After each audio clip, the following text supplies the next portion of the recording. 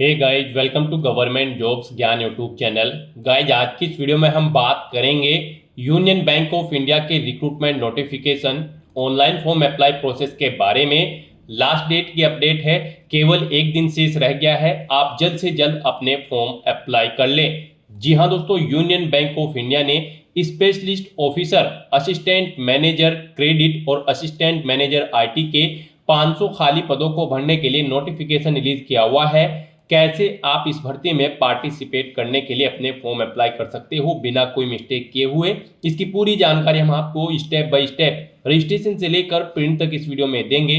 बस आपको इस वीडियो को स्किप के बिना शुरू से लेकर एंड तक देखना है। उसके बाद वीडियो पसंद आए तो इसे लाइक और शेयर कर दें। चैनल पर नए हो तो इसे सब्सक्राइब कर लें। साथ ही साथ आपको फॉर्म अप्लाई करते हुए जो भी प्रॉब्लम फेस हो रही है उन सभी का हल आपको इस वीडियो में मिल जाएगा। यहाँ पर आपको अंतिम समय में कैसे अपना फॉर्म अप्लाई करना है जिससे आपका फॉर्म यहाँ पर रिजेक्ट न हो, पूरी जानकारी आपको इस वीडियो में दी जाएगी। साथ ही साथ कैसे आप अपना फोटो और सिग्नेचर यहाँ पर अपलोड करोगे, कैसे लाइव फोटो कैप्चर करोगे, कैसे आपको अपनी क्वालिफिकेशन और अन्य डिटेल देनी है, पूरी जानकारी आपको इस वीडियो में मिल जाएगी। बस आपको एंड तक हमारे साथ इस वीडियो में बने रहना है। तो बिना कोई वक्त गंवाए चलिए शुरू करते हैं। आपको इस वीडियो के डिस्क्रिप्शन बॉक्स में हमारी वेबसाइट ind-sarkari-naukri.in के इस पेज का लिंक मिल जाएगा। यहाँ पर आपको इस भर्ती के रिगार्डिंग सभी डिटेल्स प्रोवाइड कर दी गई है।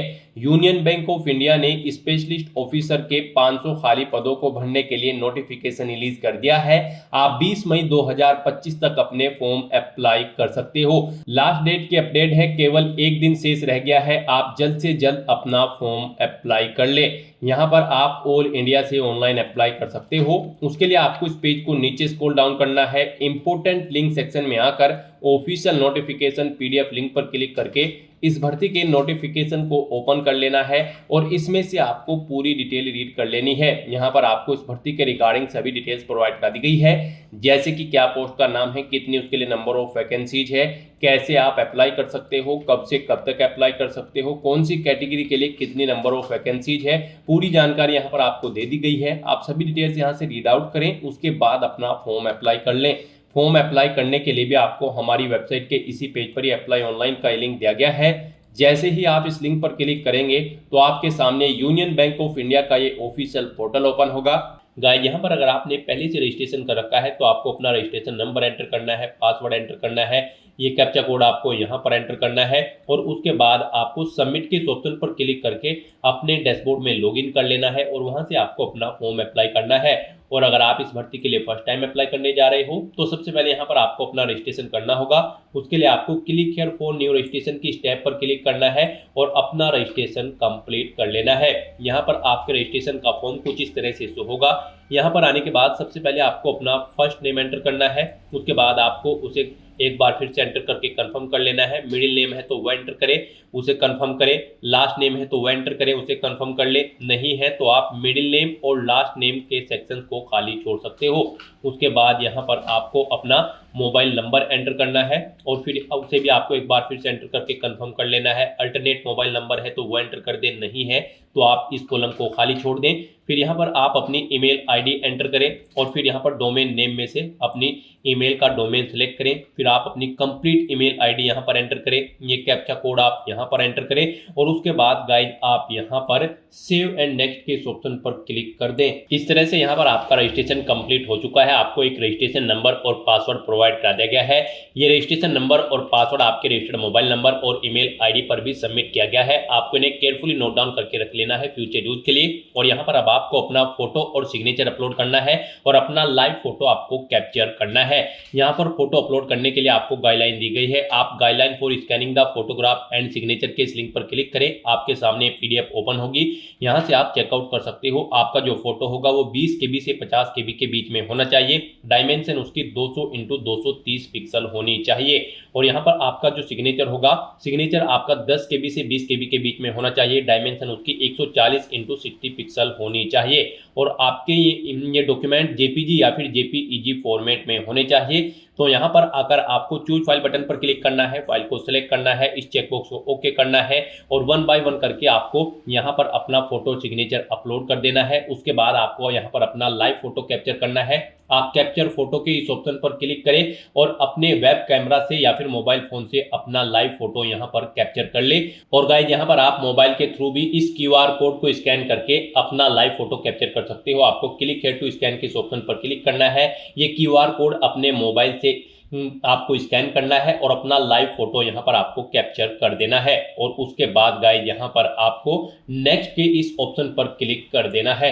नेक्स्ट आपके सामने कुछ इस तरह से इंटरफेस ओपन होगा। अब यहाँ पर आपको अपनी बेसिक डिटेल्स प्रोवाइड करनी है। सबसे पहले यहाँ पर आपको पोस्ट सेलेक्ट करनी है, जिस पोस्ट के लिए आप अप्लाई करना चाहते हैं, स्पेशलिस्ट ऑफिसर के, assistant manager credit GMG scale first या फिर assistant manager IT GMG scale first. आप अपनी चॉइस के अकॉर्डिंग यहाँ पर पोस्ट सेलेक्ट करें। उसके बाद यहाँ पर आप अपनी कैटेगरी सेलेक्ट करें, जिस कैटेगरी से आप बिलोंग करते हैं। फिर आपसे पूछा गया कि क्या आप PWBD कैंडिडेट है और आपकी डिसेबिलिटी के परसेंटेज 40% से अबव है, अगर है तो आप यस करें। और फिर यहाँ पर आप अपनी डिसेबिलिटी कैटेगरी सेलेक्ट करें और फिर डिसेबिलिटी का टाइप यहाँ पर आप सेलेक्ट करें। और अगर आप PWBD कैंडिडेट नहीं है तो यहाँ पर आपको नो ऑप्शन सेलेक्ट करना है। आगे की ये डिटेल आपके सामने डिसेबल्ड कर दी जाएगी। उसके बाद यहाँ पर आपको इस पेज को नीचे स्क्रॉल डाउन करना है। फिर यहाँ पर आपसे पूछा गया है कि क्या आप person with specified disability covered करते हैं अंडर द सेक्शन, अगर करते हैं तो यस करें, नहीं तो नो ऑप्शन सेलेक्ट करें। उसके बाद यहाँ पर आपसे पूछा गया है कि क्या आप 1984 के दंगा पीड़ित के बच्चे हैं या फिर फैमिली मेंबर हैं, अगर हैं तो आप यस करें, नहीं तो नो ऑप्शन सेलेक्ट करें। उसके बाद यहाँ पर आपसे पूछा गया है कि क्या आपका रिलीजन, आपको अपना रिलीजन यहाँ पर सिलेक्ट कर लेना है। फिर आपसे पूछा गया कि क्या आप EX सर्विसमैन हैं, अगर हैं तो यस करें और फिर पीरियड ऑफ सर्विस यहाँ पर मंथ में एंटर करें और नहीं है तो आप नो ऑप्शन सेलेक्ट करें। उसके बाद आपसे पूछा गया है कि क्या आप यहाँ पर defaulted repayment under the any leading arrangement with bank, अगर आप यहाँ पर डिफॉल्टेड है किसी बैंक के अंतर्गत तो यहाँ पर आप यस करेंगे और नहीं है तो आप नो ऑप्शन सेलेक्ट करेंगे। फिर यहाँ पर अगर आप माइनॉरिटी कम्युनिटी के अंतर्गत आते हैं तो यस करेंगे, नहीं आते हैं तो नो ऑप्शन सेलेक्ट करेंगे। अपनी नेशनैलिटी यहाँ पर आप सेलेक्ट करेंगे। फिर यहाँ पर आप अपना एग्जामिनेशन स्टेट सेलेक्ट करें, जिस स्टेट में आप एग्जाम में पार्टिसिपेट करना चाहते हैं। उसके बाद यहाँ पर एग्जामिनेशन सेंटर आप सेलेक्ट करें। उसके बाद यहाँ पर आपसे पूछा गया है कि क्या यहाँ पर आप अपनी ID शो करेंगे, जब आप एग्जाम में पार्टिसिपेट करेंगे तो यहाँ पर आप अपनी कौन सी ID प्रूफ शो करेंगे, तो यहाँ पर आप इस चेकबॉक्स को ओके करें। ID प्रूफ 1 में आप कोई भी अपनी ID सेलेक्ट करें, जैसे कि पैन कार्ड, पासपोर्ट या फिर ड्राइविंग लाइसेंस या फिर वोटर कार्ड। आप अपने अकॉर्डिंग यहाँ पर ऑप्शन सेलेक्ट करें, फिर उसका नंबर यहाँ पर दें। दूसरी ID यहाँ पर आप सेलेक्ट करें इसके अलावा और फिर उसका नंबर यहाँ पर आप दें। फिर यहाँ पर आपको अपनी डेट ऑफ बर्थ सेलेक्ट करनी है, पहले डे, फिर मंथ, फिर ईयर। उसके बाद यहाँ पर आपको अपना जेंडर सेलेक्ट करना है। फिर आपसे पूछा गया कि क्या आपके जुड़वा भाई बहन हैं, अगर हैं तो यस करें, उनका नाम दें और उनका जेंडर सेलेक्ट करें, नहीं है तो नो ऑप्शन सेलेक्ट करें। अपना मैरिटल स्टेटस यहाँ पर आप दें, मैरिड हो आप, अनमैरिड हो या फिर विडो। उसके बाद आप यहाँ पर अपने फादर का नाम एंटर करें, मदर का नाम एंटर करें। अगर आपकी शादी हो चुकी है तो फिर यहाँ पर आप अपने हस्बैंड या वाइफ का नाम एंटर करें। फिर यहाँ पर आप अपना कोरोस्पोंडेंस एड्रेस एंटर करें। उसके बाद परमानेंट एड्रेस एंटर करें और अगर आपका परमानेंट एड्रेस आपके कोरोस्पोंडेंस एड्रेस के अकॉर्डिंग सेम है तो आप इस चेकबॉक्स को ओके कर दें।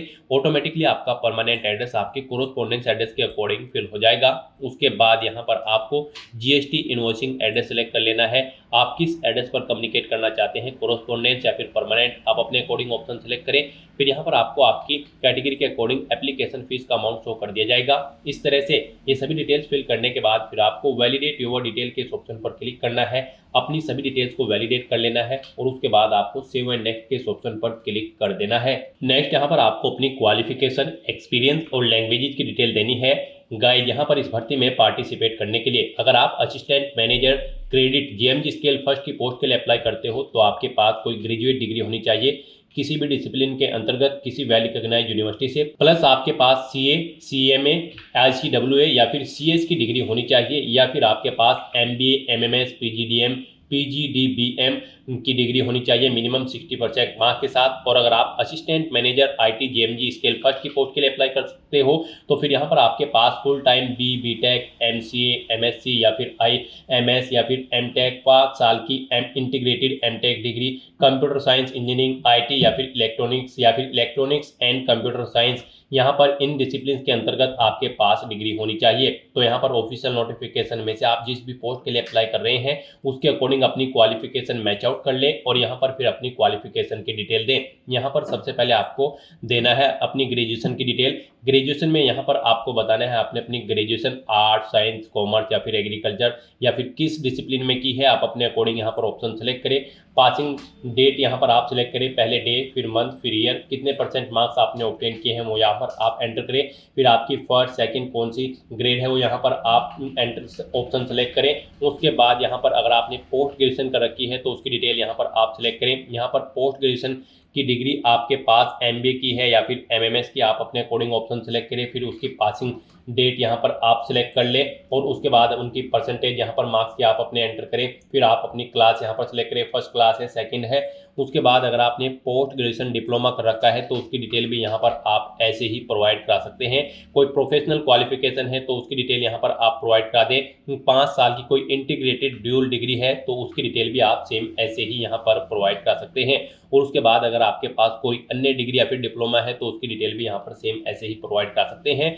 उसके बाद यहाँ पर अगर आपको एक्सपीरियंस है तो यहाँ पर आप अपने एक्सपीरियंस की डिटेल देंगे। यहाँ पर आपको सबसे पहले एम्प्लॉय का नाम देना है, यानी अपना नाम देना है। डेजिग्नेशन देनी है, किस डेजिग्नेशन पर आप कार्यरत थे, कब से कब तक आप कार्यरत थे। यहाँ पर आपको डे, मंथ, ईयर आप सिलेक्ट करें। कब आपने यहाँ पर जॉब स्टार्ट की थी वो डेट आप सिलेक्ट करें। कब जॉब छोड़ी है वो डेट यहाँ पर आप सिलेक्ट करें। नेचर ऑफ ड्यूटी यहाँ पर दे, जॉब छोड़ने का कारण दे। Year of experience in date के अकॉर्डिंग आपके कैलकुलेट करके यहाँ पर आपको शो कर दी जाएंगे। एक से ज़्यादा जगह वर्किंग एक्सपीरियंस है तो आप ऐड मोर के इस ऑप्शन पर क्लिक करें। सेम ऐसी ही एक और रो यहाँ पर ऐड हो जाएगी और फिर उसमें आप अपने एक्सपीरियंस की डिटेल प्रोवाइड कर दें। और गाइज अगर आपको एक्सपीरियंस नहीं है तो आप इस सेक्शन को खाली छोड़ दें।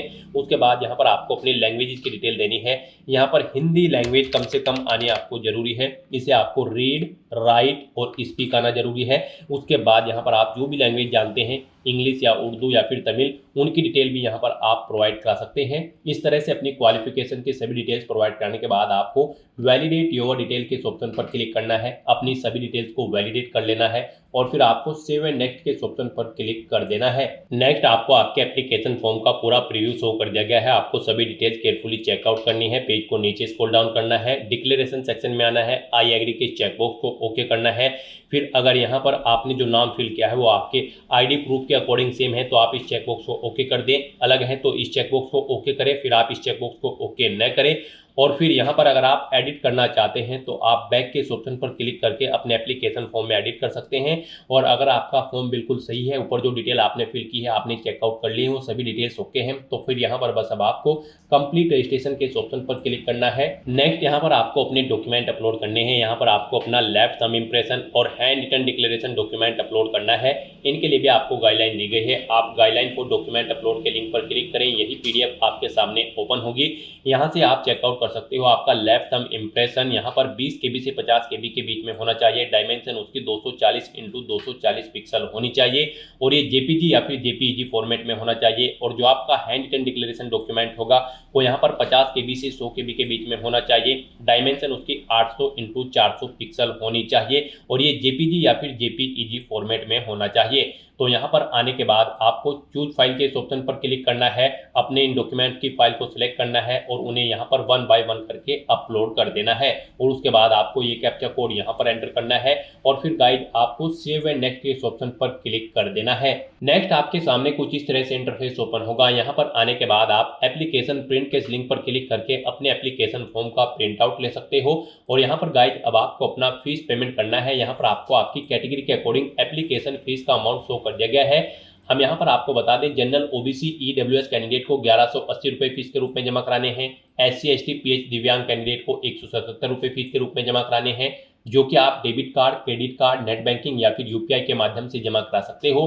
तो यहाँ पर आने के बाद अब आपको ये सिक्योरिटी कोड यहाँ पर एंटर करना है और उसके बाद आपको सबमिट के इस ऑप्शन पर क्लिक कर देना है। नेक्स्ट आपके सामने फीस पेमेंट का इंटरफेस ओपन हो जाएगा। यहाँ से आप debit card, credit card, net banking, QR या फिर UPI के माध्यम से अपना फीस पेमेंट कर सकते हो। UPI आपके लिए बेस्ट ऑप्शन रहेगा। आप UPI के इस ऑप्शन पर क्लिक करें, उसके बाद मेक पेमेंट के इस ऑप्शन पर क्लिक करें। फिर यहाँ पर आपको आपकी कैटेगरी के अकॉर्डिंग एप्लीकेशन फीस का अमाउंट शो कर दिया जाएगा। फिर आप यहाँ पर प्रोसीड विद पेमेंट के ऑप्शन पर क्लिक करें उसके बाद आपके सामने कुछ इस तरह से इंटरफेस ओपन होगा।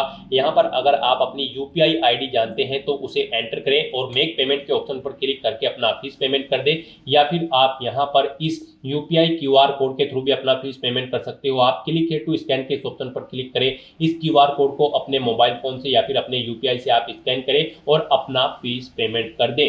सक्सेसफुली फीस पेमेंट करने के बाद आपका एप्लीकेशन फॉर्म सबमिट हो जाएगा। उसके बाद आप अपने एप्लीकेशन फॉर्म का एक हार्ड कॉपी प्रिंट आउट ले सकते हो फ्यूचर यूज के लिए, फ्यूचर रेफरेंस के लिए। तो दोस्तों ऐसे आप union bank of India specialist officer की इन पोस्ट के लिए अपने फॉर्म अप्लाई कर सकते हो बिना कोई मिस्टेक किए हुए। आज की इस वीडियो में बस इतना ही। आई होप ये वीडियो आपको पसंद आई होगी। अगर पसंद आई हो तो इसे लाइक और शेयर करें, चैनल पर नए हो तो इसे सब्सक्राइब कर लें। Thanks for watching.